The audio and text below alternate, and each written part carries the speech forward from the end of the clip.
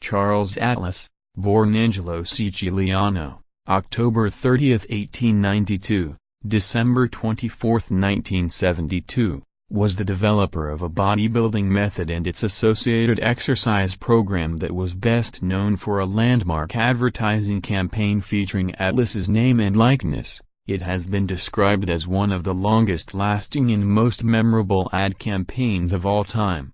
Atlas trained himself to develop his body from that of a scrawny weakling, eventually becoming the most popular muscle man of his day. He took the name Charles Atlas after a friend told him that he resembled the statue of Atlas on top of a hotel in Coney Island and legally changed his name in 1922.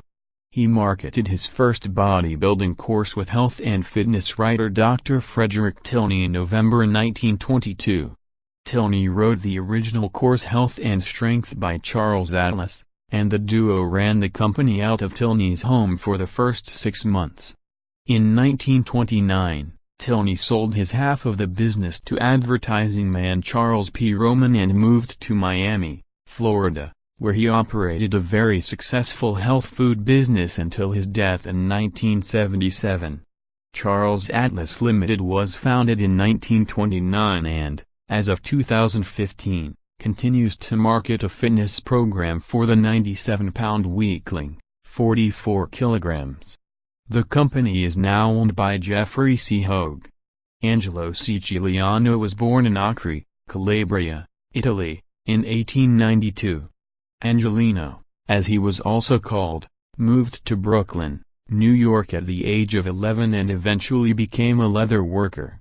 He tried many forms of exercise initially, using weights, pulley-style resistance, and gymnastic-style calisthenics.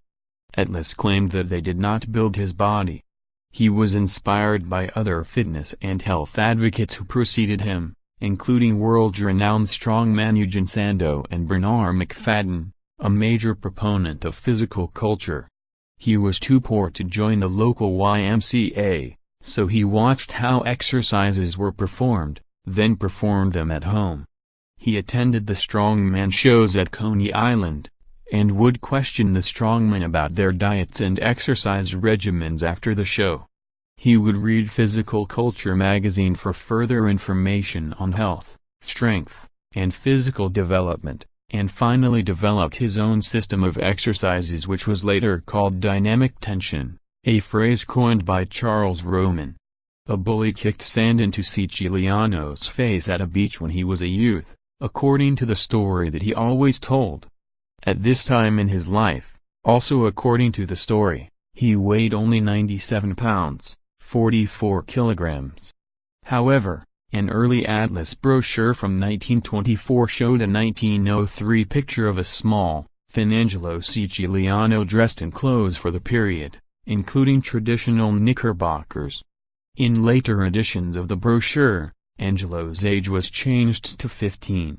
According to several stories and claims, he was at the zoo watching a lion stretch when he thought to himself, "Does this old gentleman have any barbells, any exercisers? And it came over me. He's been pitting one muscle against another." None of the exercises in the dynamic tension course could be attributed to an African big cat, but other exercise courses of the time contained exercises similar to Atlas's course, particularly those marketed by Bernard McFadden and early Lederman. Were they all inspired by stretching lions at the zoo? He concluded that lions and tigers became strong by pitting muscle against muscle. Bernard McFadden, publisher of the magazine Physical Culture, dubbed Siciliano America's most handsome man in 1921, and America's most perfectly developed man in a 1922 contest held in Madison Square Garden. He soon took the role of strongman in the Coney Island Circus sideshow. Nowhere did Atlas win a title proclaiming him to be the world's most perfectly developed man.